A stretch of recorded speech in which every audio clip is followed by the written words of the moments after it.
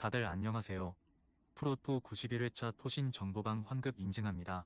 당첨금은 세후 금액인 거 알고 계시죠? 다들 아시겠지만 한 경기 취소되어 당첨금이 반토막 났지만 그래도 당첨 모두 축하드리며 오늘 경기도 분석 시작해보겠습니다.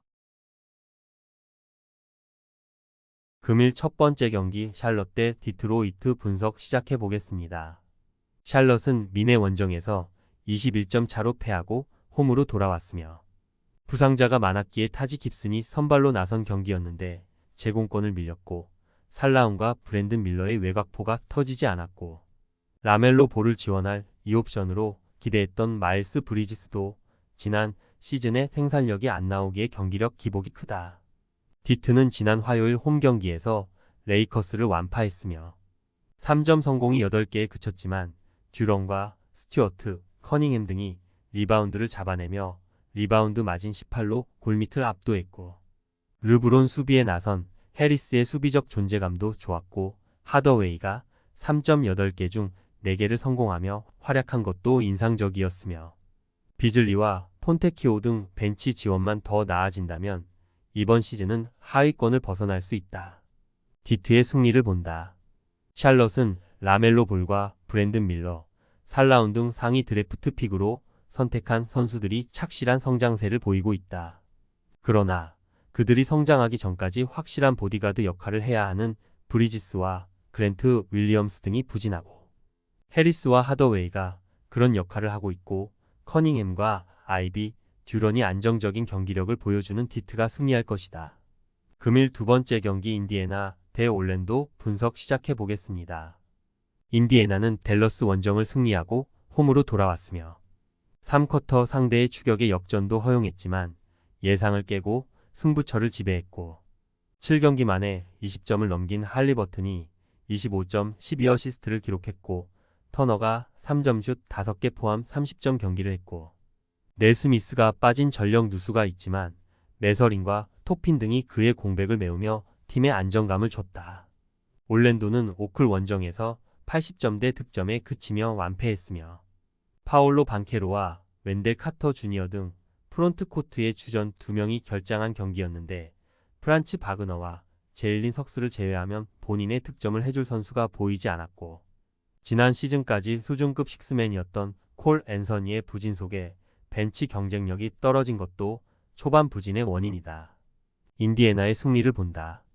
올랜도는 앞으로도 반케로가 3주 이상 결장해야 하고 웬델 카터의 공백도 있다. 시아캄과 마일스 터너가 매치업이 부상으로 빠졌기에 벤치 자원이 나설 올랜도 상대로 경기 내내 공수의 우위를 가져갈 수 있고 할리버튼이 살아난 인디애나가 승리할 것이다. 금일 세 번째 경기 애틀랜타 대 뉴욕 닉스 분석 시작해 보겠습니다. 애틀랜타는 지난 화요일 홈 경기에서 보스턴에 30점 차로 완패했으며 부상을 안고 경기에 나선 트레이 영이 전혀 0점을 잡지 못했고 디안드레 헌터와 보그다노비치의 결장 여파도 컸고 이 경기에는 트레이 영도 결장할 것으로 보이기에 다니엘스와 왈라스 등이 볼핸들러로 나서 팀의 공격 전개를 이끌어야 한다. 뉴욕은 휴스턴 원정에서 고전 끝에 패했으며 승리에 대한 강한 의지를 보인 티보듀 감독이 브런슨과 아누노비, 브리지스 등을 40분 이상 출전시켰는데 원포지션으로 따라가 4쿼터 종료 2분 전 마무리가 아쉬웠고 특히 팀 내 최다인 29점을 기록하긴 했지만 브런슨이 영거푸 야투를 놓쳤고 벤치에서 나선 맥브라이드는 9개의 야투 시도를 모두 실패했다. 뉴욕의 승리를 본다. 애틀은 트레이 영이 부상 여파로 인해 결장이 유력하고 출전한다 하더라도 본인이 원하는 경기를 하기 어렵다. 타운스가 카펠라 상대로 골밑에서 확실한 존재감을 보일 것이고 브리지스와 아누노비가 외곽에서 지원할 뉴욕이 애틀을 잡고 5할 승률 위로 올라갈 것이다. 금일 네 번째 경기 보스턴 대 골든스테이트 분석 시작해 보겠습니다. 보스턴은 파이널 MVP인 제일린 브라운이 2경기 연속 결장한 애틀 원정에서 경기 내내 상대를 압도하며 30점 차 대승을 거뒀고 인디애나 원정에서 일격을 당하며 시즌 첫 패를 당했는데 그 후로 전열을 가다듬고 반등에 성공했고 테이텀이 시즌 초반 MVP 레이스 1위를 달릴 정도로 위력적인 모습을 보이고 있고 할러데이와 화이트, 프리처드 등 백코트 지원이 확실하다. 골스는 워싱턴 원정을 승리하고 서부 1위인 오클레디를 추격했으며 부상에서 돌아와 24분의 출전 시간이 있었던 스테판 커리가 자유투 100% 포함 24점으로 주전 구간의 리드를 이끌었고 벤치에서 나온 힐드가 다시 한번 20점 경기를 하며 식스맨 상에 다가갔고 조금 더 성숙한 플레이어가 되기로 다짐한 그린도 파울 2개에 그치며 리바운드와 어시스트 득점에서 모두 5 이상의 숫자를 찍었다. 보스턴의 승리를 본다. 버디 힐드와 앤더슨 등이 잘해주는 골스 벤치지만 프리처드와 하우저 등의 보스턴 상대로는 우위를 점할 수 없다. 또 워싱턴전에서 포지 엠스키가 부상을 당했기에 출전을 장담하기도 어렵고 테이텀과 화이트, 할러데이가 주전 구간에서 골스를 압도할 보스턴이 승리할 것이다. 금일 5번째 경기 휴스턴 대 샌안토니오 분석 시작해 보겠습니다.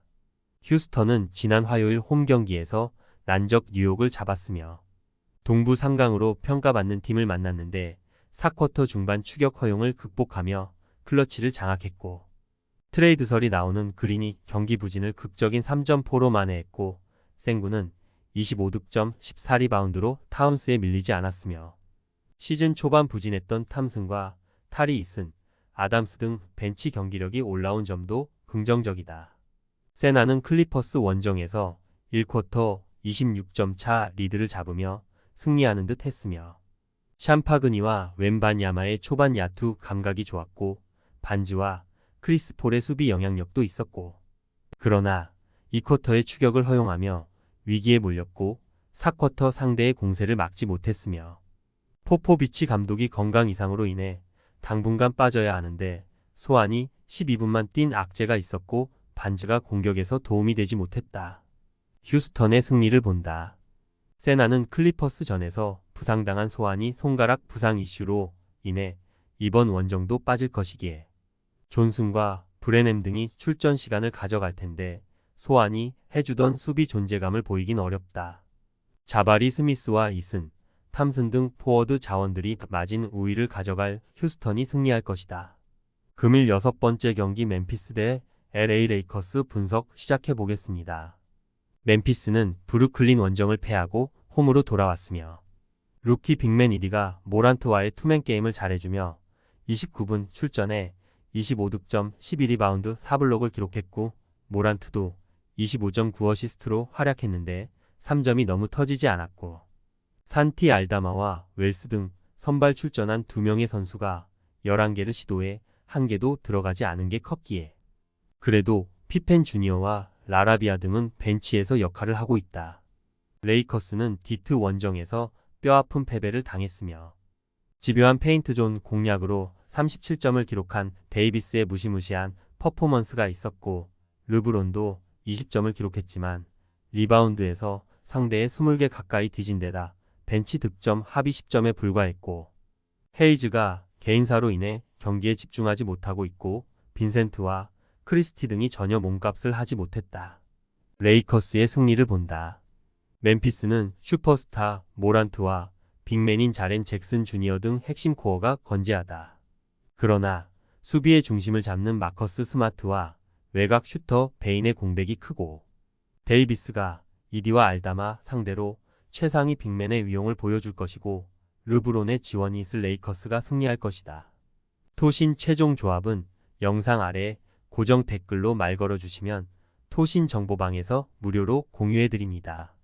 제발 손해보면서 토토하지 말고 다같이 웃으면서 즐겁게 베팅합시다.